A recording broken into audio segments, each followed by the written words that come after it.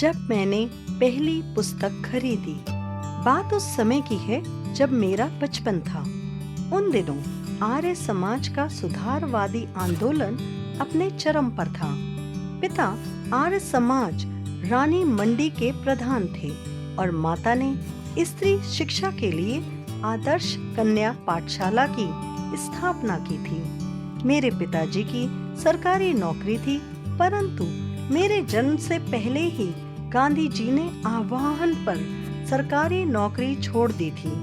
हम लोग आर्थिक संकटों से गुजर रहे थे, फिर भी घर में नियमित रूप से कुछ पत्र पत्रिकाएं मंगवाई जाती थीं, जिनमें आर्य मित्र साप्ताहिक, सरस्वती, गृहिणी और 2 बाल पत्रिकाएं विशेष रूप से मेरे लिए, बाल सखा और चमचम।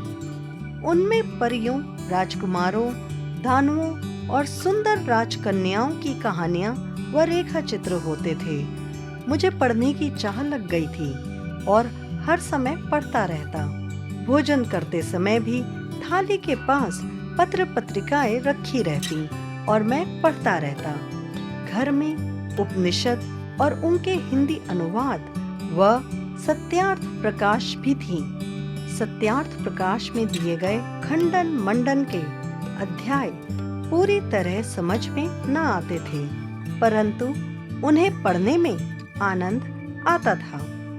स्वामी दयानंद जी की जीवनी में विशेष रूप से पढ़ता।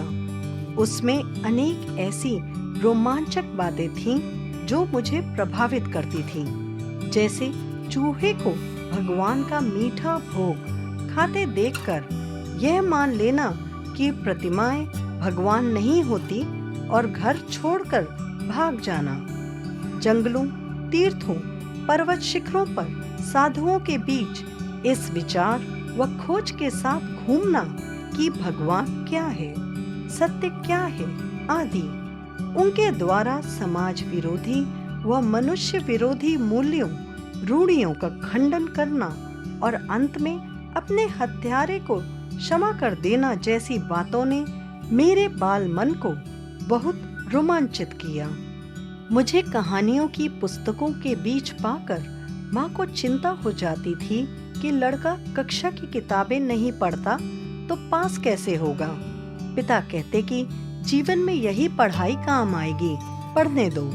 मेरे पिताजी नहीं चाहते थे कि नासमझ उम्र में मुझे स्कूल भेजा जाए, अतः घर पर ही शुरू की पढ़ाई के लिए मास्टर जी रख लिए गए। कक्षा 2 की पढ़ाई पूरी करते समय तक मेरा नाम स्कूल में लिखवाया गया। 3रे दर्जे में भर्ती हुआ। उस दिन शाम को पिता उंगली पकड़कर घुमाने ले गए।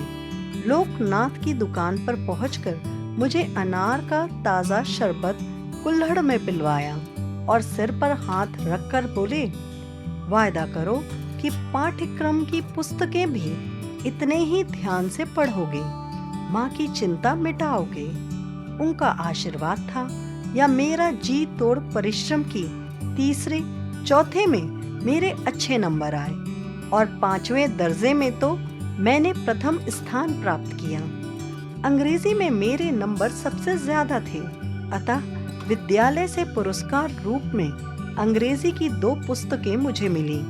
एक किताब में 2 छोटे बच्चे घोंसलों की खोज में बागों, कुंजों में रुकते हैं और इस बहाने पक्षियों की जातियां, उनकी बोलियां आदि की जानकारी उन्हें मिलती है। दूसरी पुस्तक का नाम था ट्रस्टी द यंग, जिसमें पानी के 2 जहाजों की कथाएं थीं कि वे कितने प्रकार के होते हैं, कौन सा माल लाद कर कहाँ ले जाते हैं, नाविकों की जिंदगी कैसी होती है, कैसे कैसे जीव मिलते हैं, वेल कहाँ मिलती है, शार्क कहाँ होती है आदि। इन 2 किताबों के माध्यम से एक नई दुनिया मुझे दिखी। पक्षियों से भरा आकाश और रहस्यों से भरा समुद्र लिए पिताजी ने अलमारी के एक खाने में अपनी चीजें हटाकर जगह बनाई और मेरी दोनों किताबें उस खाने में रखकर कहा, आज से यह खाना तुम्हारी अपनी किताबों का है, यह तुम्हारी लाइब्रेरी है। यहाँ से आरंभ हुई उस बच्चे की लाइब्रेरी। अब मुझे किताबें इकट्ठी करने की सनक भी लगी। आप इसका कारण पूछना चाहेंगे। इसका कारण भी बचपन का एक अनुभव है। हमारे मोहल्ले में एक लाइब्रेरी हरि भवन नाम से थी। स्कूल से छुट्टी होते ही मैं उसमें जाकर जम जाता। पिता का साया सिर पर रहा नहीं था, सो लाइब्रेरी का चंदा चुकाने को पैसे नहीं थे। अतः वहीं बैठकर किताबें निकालकर पढ़ता रहता था। उसमें खूब उपन्यास थे। बंकिम चंद्र चट्टोपाध्याय की दुर्गेश नंदिनी, कपाल कुंडला और आनंद मठ से मेरा वहीं परिचय हुआ। टॉल्स्टॉय की अन्ना कैरेनिना, विक्टर ह्यूगो का पेरिस का कुबड़ा, गोकी की मदर और सर्वाधिक मनोरंजन सर्वा सीरीज का विचित्र वीर यानी डॉन क्विक्स। हिंदी के ही माध्यम से सारी दुनिया की कथा पात्रों से मुलाकात करना कितना आकर्षक रहा था, मैं वर्णन नहीं कर सकता। कभी पुस्तकालय बंद होने के समय तक कोई पुस्तक पूरी न पढ़ पाता और लाइब्रेरियन शुक्ल जी के कहने पर बच्चा अब उठो बड़ी अनिच्छा से उठता। मन में कसक उठती कि काश इतने पैसे होते कि सदस्य बनकर किताब इशू करा लाता या इसे खरीद पाता तो घर में रखता।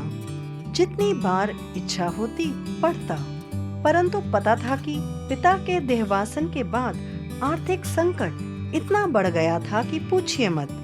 फिर भी मैंने जीवन की पहली साहित्यिक पुस्तक अपने पैसों से किस प्रकार खरीदी मुझे आज तक याद है।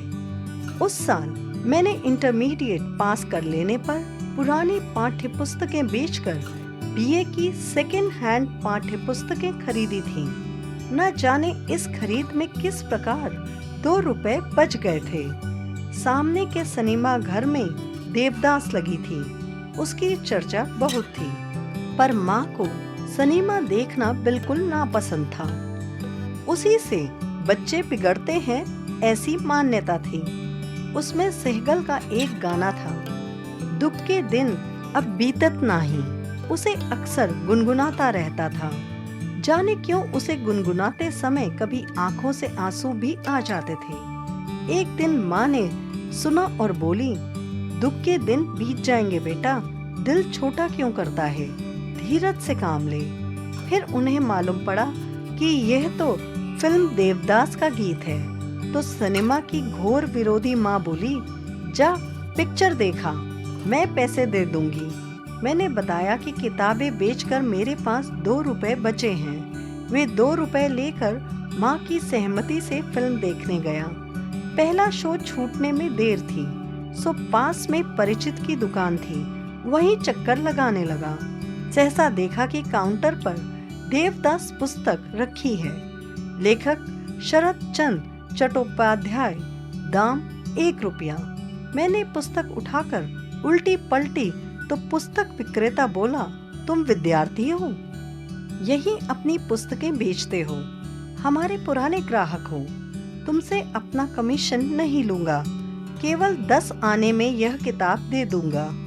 फिल्म देखने का विचार त्याग मैं 10 आने में किताब ले आया और 2 रुपए में से बचे हुए 1 रुपया 6 आने माँ के हाथ पर रख दिए। सारी बात जब माँ को बताई, माँ की आंखों में आंसू आ गए। खुशी के थे या दुख के यह नहीं मालूम। वह मेरे अपने पैसों से खरीदी मेरी अपनी निजी लाइब्रेरी की पहली किताब थी।